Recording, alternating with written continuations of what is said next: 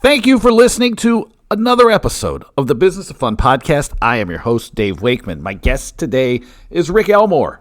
Before I tell you about my conversation with Rick, let me remind you to check out my website. That's davewakeman.com. Get on board with the Talking Tickets newsletter. If you're listening to this podcast, you're going to love it. That's talkingtickets.substack.com. But if you go to davewakeman.com, there is a pop-up box that comes and gets you everything. So check it out. My latest things as I'm recording the intro to this conversation is I've been really digging deep on the Live Nation trial. So check that out, talkingtickets.substack.com. Now back to my conversation with Rick Elmore. We talked about relationships, handwritten notes, connecting with people. Rick has a solution that will allow you to do handwritten notes at scale, but that wasn't really what I was interested in. What I was really interested in is like where the idea came from, how it improves your sales and marketing,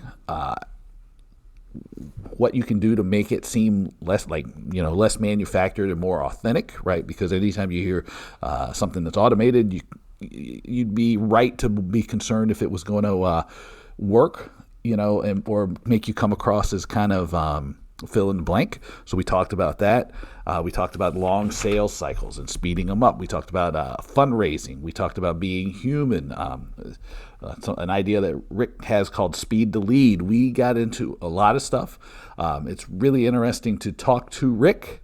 I believe there is even, we even got into like the beauty of the sales. I mean, this is a really good conversation with Rick Elmore on the Business of Fun.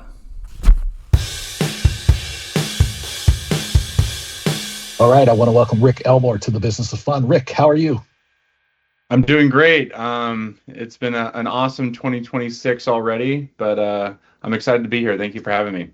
Yeah, this is going to be great because there's two ways that we can approach this conversation. Number one, you are a former professional athlete, if I have that correct. And so you are very much ingrained into the business of fun. And then also you have become an entrepreneur, and like one of the key things that you're working on with your company, Simply Noted, is helping people use technology to deepen their relationships and connect with people more authentically, I think would be the right way. So I'm excited to talk to you about this stuff. So for the first time, if people are just learning about you for the first time, what would you tell them? Man, well, I have an interesting story. It's kind of gone all over the place, but I think I've ended up exactly where I belong. And I think the people out there are searching. As long as you keep looking, you'll naturally kind of just fall into what you're meant to do. But yeah, my background is in athletics. I played football for a long time. I went to the University of Arizona on a scholarship. Played for Mike Stoops, was a 3-year starter, and was had a really good junior and senior year, was all Pac-10, led in multiple stat categories, and then was drafted into the NFL. Had a quick stint in the NFL, played for 3 years. The NFL stands for not for long for a reason. They're always turning and burning, bringing in the younger, healthier, cheaper talent, and got out and jumped into corporate sales.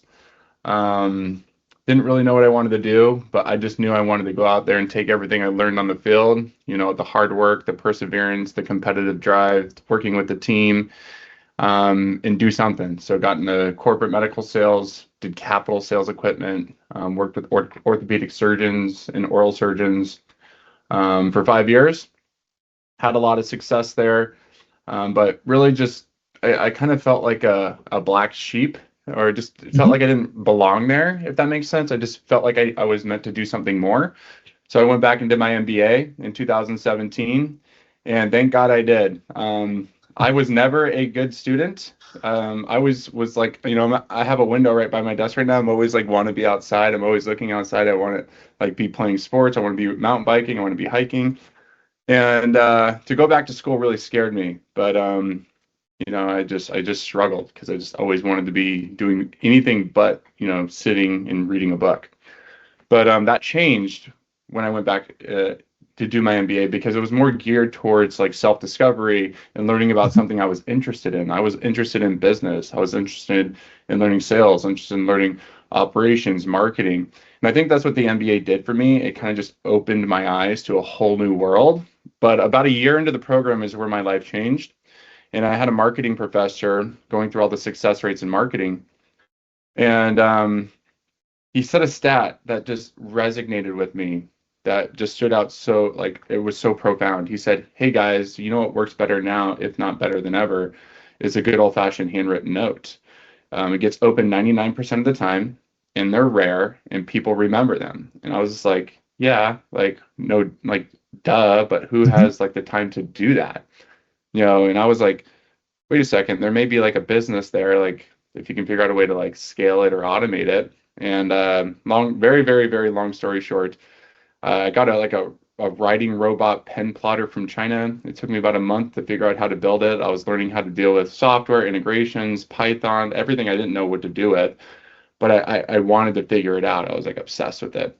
And I got this little pen plotter on a desk to write out 500 letters, and I sent them out to my doctors, and the response rate was just amazing.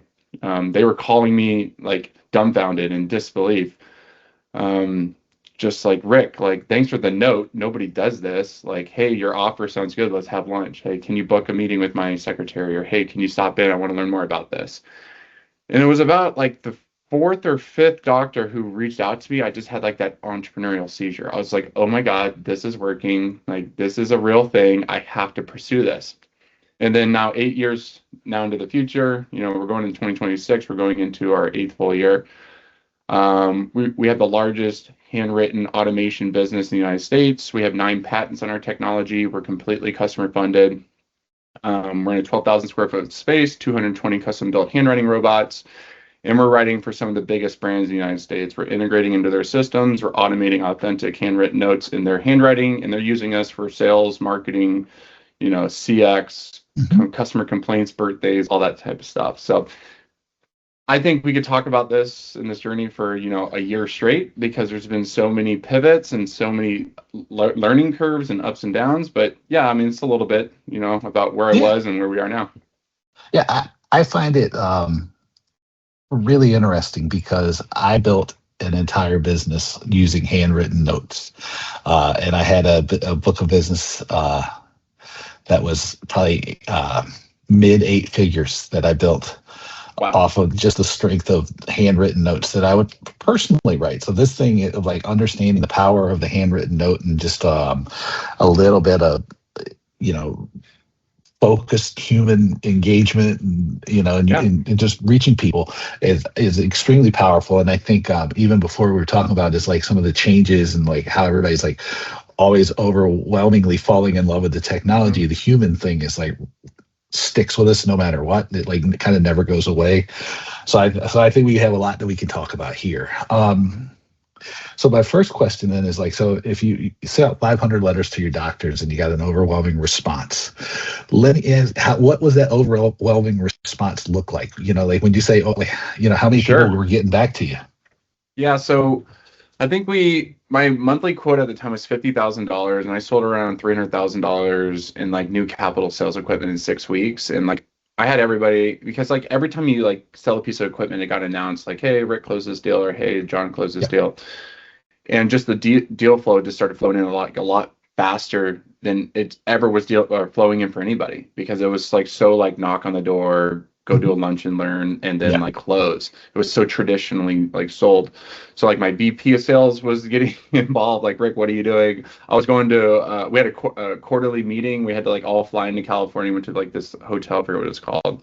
But like the CEO, like he's like, oh, you're Rick Elmore. Like, oh, your name was brought up in a meeting. I was just like, what I'm doing is working. It's standing out. The guy who like is the CEO of this, like it was Straumann. Straumann's a global like #1 dental brand in the world. Like the CEO of the #1 dental brand in the world knew who I was from Mhm. what I was doing. But I think we closed around 18 deals. And this capital equipment kind of ranged between like, I don't know, like it can be really small. It was like $12,000, but then we had some packages that would go up to like 50 grand. But yeah, I collected revenue. I think it was around 200 or 300 grand. I don't remember. It was 8 years ago, Yeah. but it was just so much more than like what was supposed to be coming in. But it's just, as a sales rep, when you have clients calling you, right? That's usually Yeah, not oh how yeah. it works. You're usually hunting and closing and chasing. Yep. And when I was just like, man, I'm getting these people to call me, I was like, that's where I was just like, man, this can be implemented in any business. Every business has sales. But you did say something earlier I wanted to kind of go back to, was the human element of business. Like Yeah. we went through the software revolution, we're going through the AI revolution. Until AI and robots take over everything, there's always going to be a human element to any business. It doesn't matter if you sell a product, a service, or info product. Like people are going to buy from who they know, like, and trust, right? Right. And a big part of that is building that trust and that likability and standing out differently. You can do that with a handwritten note, and it was so time consuming and inefficient, when not 10 years ago, but now it's like incredibly not time consuming, and it is efficient because it can be integrated and automated.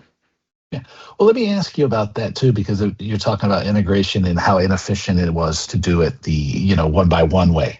And I think that probably part of that comes down to the nature of what you're selling.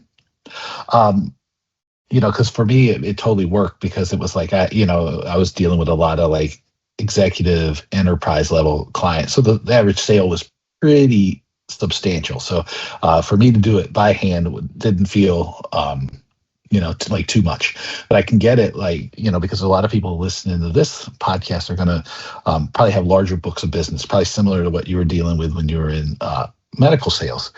What are some of the principles that you advise people on to make these letters effective, knowing that you're doing it at scale?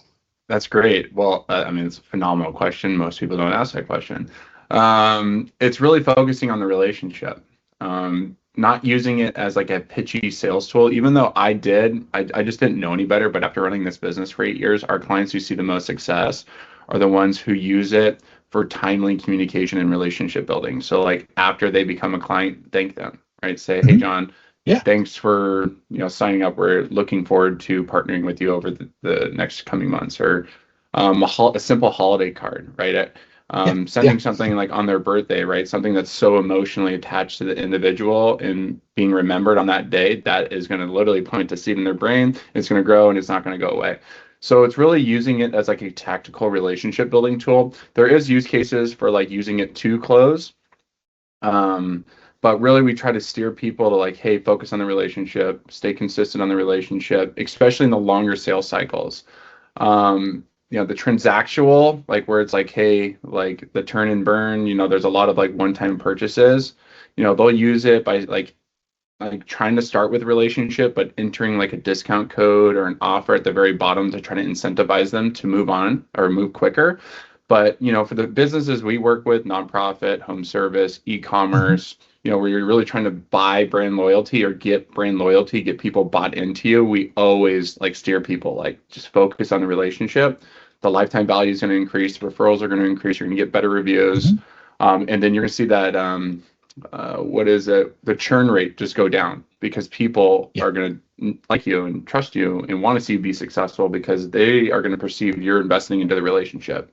Yeah.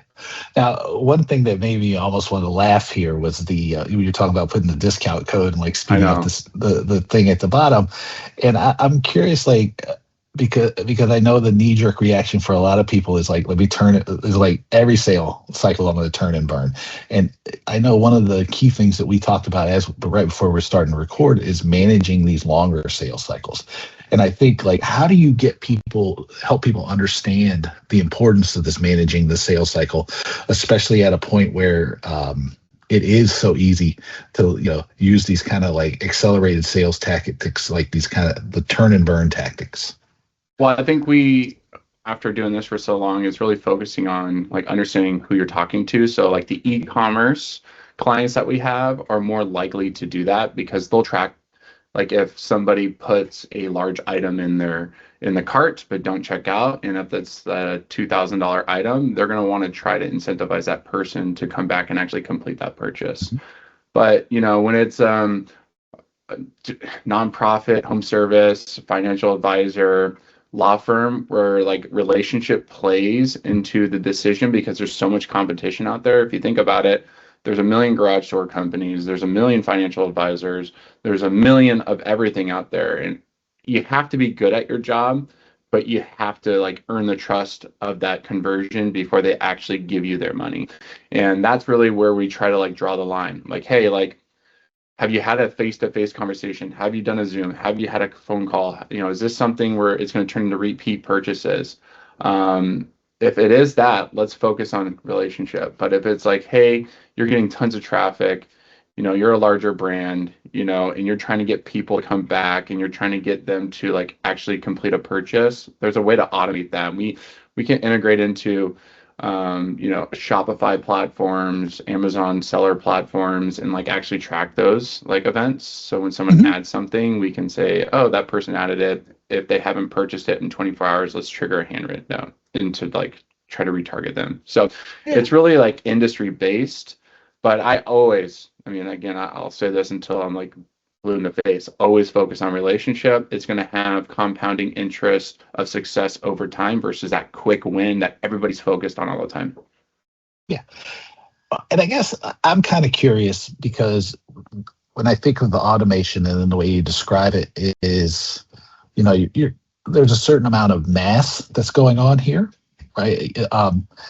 But then a lot of the people who are going to be listening to this, I think that'll find a tool like this most interesting, and like what you're talking about most interesting is going to be people who are selling partnerships in sports or entertainment, or people who are selling premium packages, so like luxury suites, luxury, little boxes and stuff.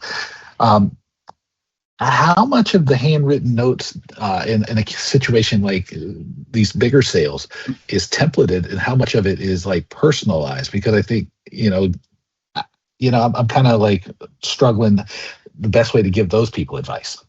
Oh, I can speak to this like from the heart and from the home because my wife worked in fundraising at the University of Arizona, and the fundraising went through like ticket sales and like selling boxes. And one of her like biggest ways of building the relationship, she actually like sat down and would write letters to her clients. And if you're in fundraising or if you're in sale, like ticket sales, you understand how valuable it is to like have that relationship with that ticket buyer or that donor, because it's going to turn into like repeat business year after year after year. And those people you're selling to are usually friends with people who have same interests, and it turns into referrals. And I can't tell you, my wife's success is from referrals because she focuses so much on that relationship and making sure like, hey, like it's solid and everything goes good.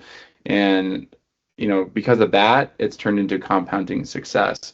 But, my wife is now in a different type of role. She's raising money for a cancer foundation. She still does it, but our business wasn't around when she was getting her business off the ground or when she was getting her career off the ground. But a lot of it, I literally watched my wife build her career off building relationships. And a big part of that was actually sitting down and sending handwritten notes like you did in your business. Yeah, it was and I'll use the term a guy, but knowing that like your sex doesn't matter, like you'd be, it's for me, it was, I gave these people a sense of like when it went beyond the role I was playing to like some of the skills I had, but I gave them the feeling that they had a guy that they could call, like they called a person. And, I think that's often lost on people, right? Is like that importance of just like having a trusted advisor, a trusted resource, right? It goes beyond just the specific role. It goes into like kind of that nature of the relationship, which when we were talking about setting this up, that was the thing that appealed to me the most, because I was like, I feel like they discount the relationship too much.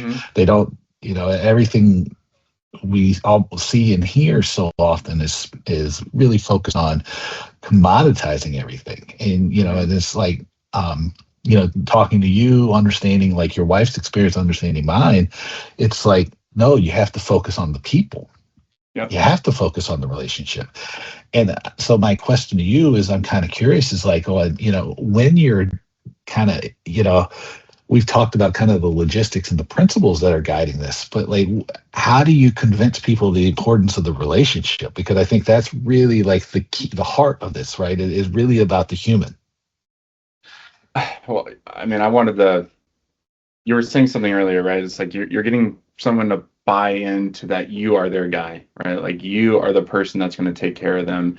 And that is a part of the relationship. But unfortunately, like we can't get everybody to buy into that mission because not everybody has that like understanding that like, hey, like it isn't always going to be transactional. Relationship is important.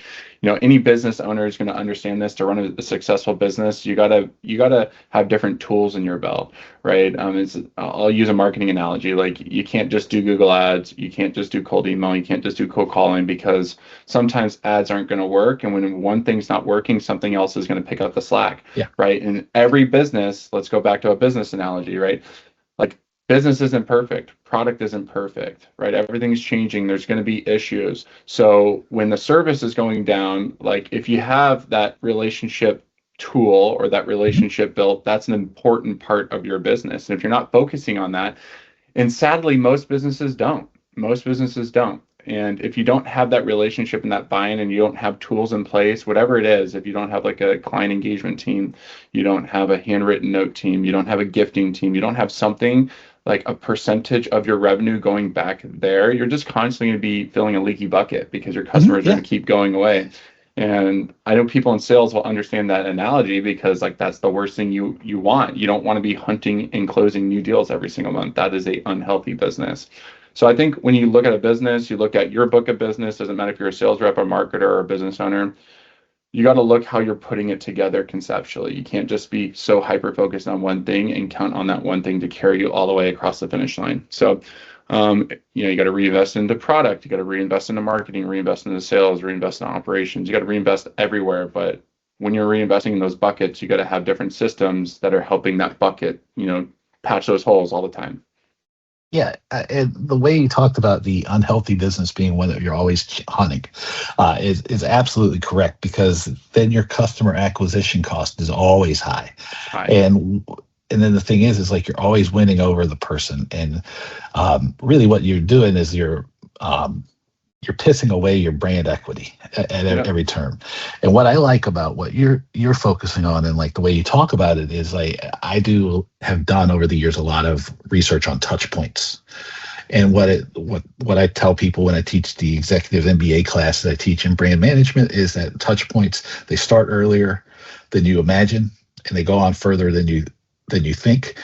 And somewhere in the middle, the small stuff is really, really important. And what I like about the idea of handwritten notes and some kind of handwritten tool is that it seems like a small thing but it's very, very important. It's very powerful. So when you're talking about this stuff, it totally hits for me. And it's just kind of frustrating when you're talking to people like you're saying. It's like some people just are never going to get it. But I want to switch a little bit here and go to we'll talk about the sales cycle, because I know that was one thing that you mentioned earlier was the different lengths of sales cycles. And I think one thing that I want to make sure that we bring up today is how we can use this tool, or just use this concept, not so much the tool, because because if we do an infomercial, people are going to tune out to us. So we're going to talk about the principles, then they can find Rick later. But these principles of like connection, handwritten notes, just really good touch points to accelerate the sales cycle, because I know that that's a challenge that everybody's dealing with. And you talked about how you were able to accelerate your sales cycle at many points. Can you lay out some of the things that helped you accelerate the sales cycle and continue to accelerate your sales cycle?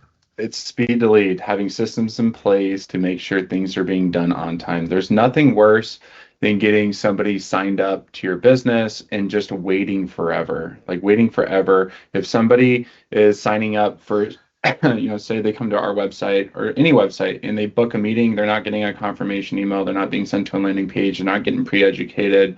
Someone's not reaching out that day within 5, 10, 15 meetings, thanking them, just saying, hey, I saw you book a meeting. I wanted to thank you for that. Is there anything I could send you before this meeting just to make sure that you're prepared?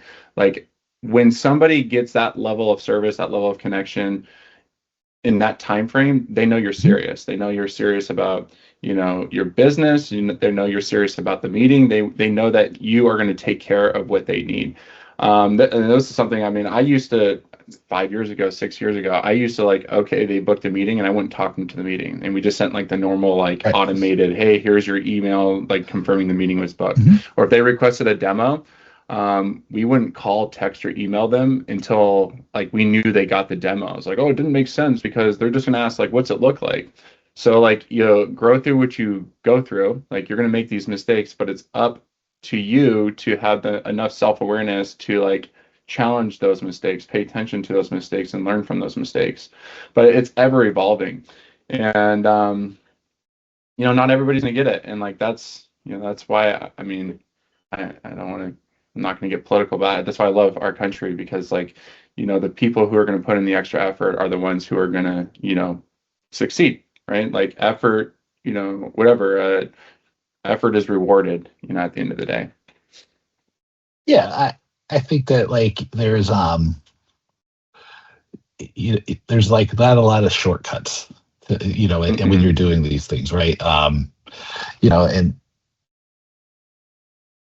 especially in the sales process, I think it's teaching people to be consistent, to go just a little bit further.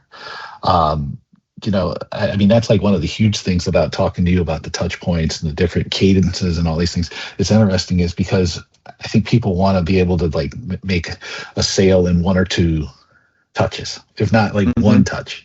And what you find is that so many sales, especially like bigger stuff, like what we've been talking about today, or like what people are when they're selling like these suites or partnerships, is that it might take you 13 or 14, 15 different touch points to get somebody to say yes to the sale.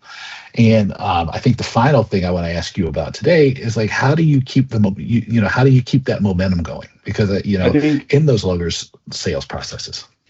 Well, I think it's really important. This is like the how do you say it? This is like the beauty of being a sales rep. It's up to you to uncover how that person wants to be sold to or sold at. And some people may just want to be transactional and to the point. Some people may want to be wine and dine. Some people may want to, my wife was in fundraising, so I always go back to this. They may want their name on a building. They may want some type of, accolade. They may want some type of notoriety. They may want to be featured. But that's like the job of the sales rep. But you also have to have systems in place. And I mean, this is like there's so many ways to automate follow-up now and use AI tools and large language models to, ingest information and set up sequences or set up workflows to like automate some of these touch points. But you always want to make sure like the really sincere, impactful touch points are done like face-to-face or human to human. You don't want to like automate an email like, hey, how did your order go, right? Like you want to set up a system or a reminder for that, like the rep or the customer success team to reach out and personally ask them so they know like, hey, this person's thinking about us. But I think it's a dance, it's a flow, it's a uncovering, how the sales rep has to like uncover that, if that makes sense, because not every person wants to be sold to the exact same way.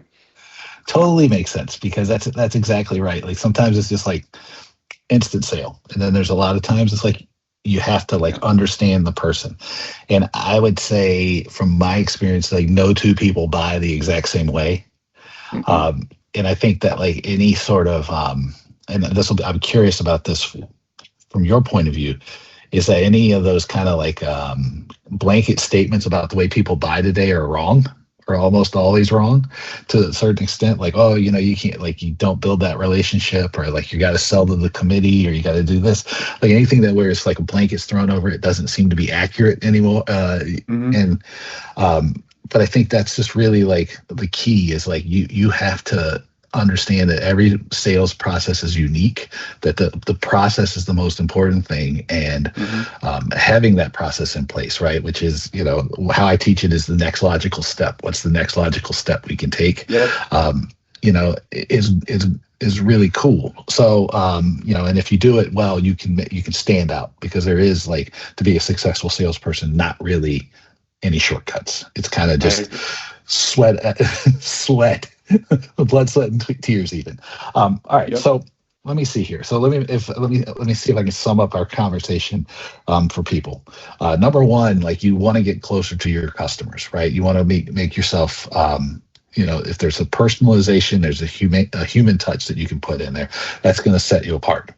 Number two would be we should focus on process oriented sales. Systems. And yes, systems are key. And then the third thing is like there's so many great tools that people can use today to help accelerate that connection, that sales process, and take some of the heavy lifting off of people, because the sales process and the sales job is already hard enough. What would you add to that list? I am so like all in on how AI is going to change the world, but I do want to say I want to come back to this, but I want to jump back to what you're saying. Like people do buy differently. Most decisions in life, it doesn't matter like what it is. It can be a relationship, it can be buying something, it can be, a career change.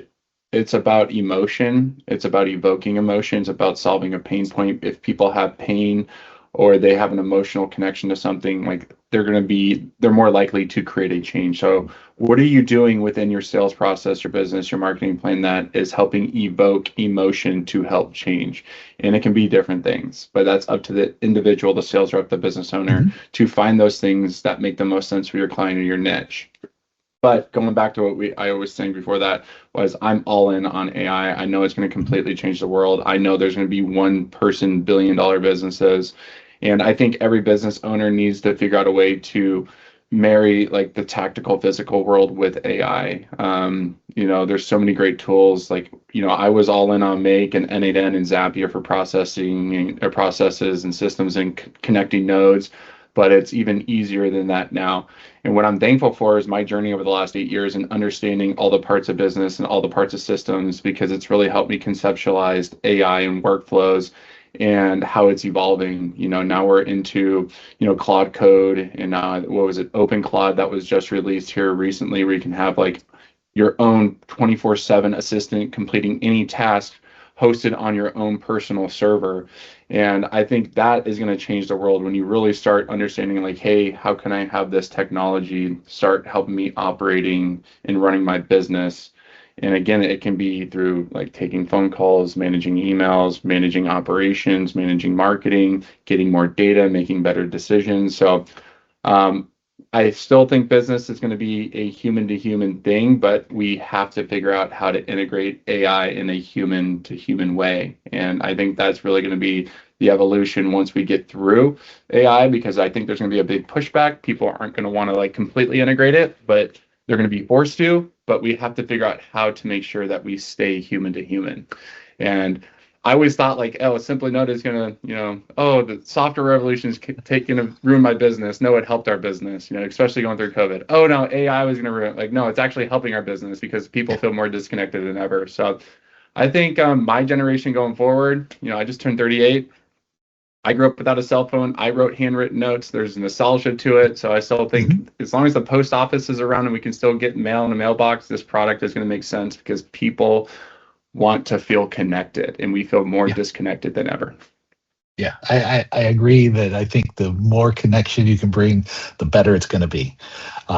Rick, where will people find you on the internet?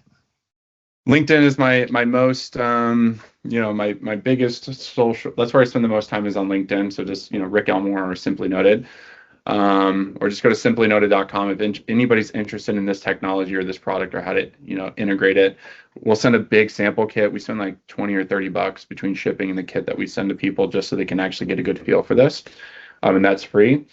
But yeah, I would just really, try to figure out a way, your business, or it doesn't matter if you're sales or marketing, running a business, like run your business in systems, run your business in conceptual pods. Like there's a relationship side, there's a marketing side, there's an activity side, there's a sales side, whatever. But figure out how to like build silos and make sure those silos have systems to make sure those holes are constantly being monitored and filled.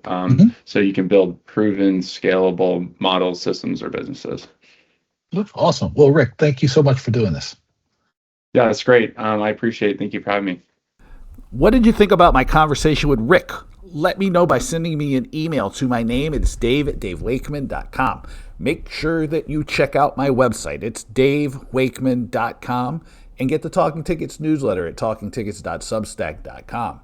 There is a Slack channel for the Talking Tickets crew that I put the link to in the show notes. Much, much too long and complicated for me to ever remember that. So copy and paste it is.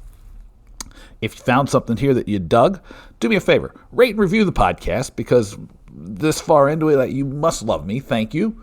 And share it with a colleague who would learn something from a conversation like this one with Rick Elmore.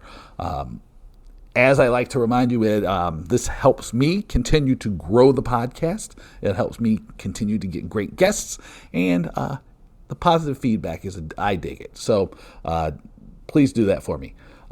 As always, I want to thank you for being here. I couldn't do it without you. And until next time, take it easy, and I'll see you soon.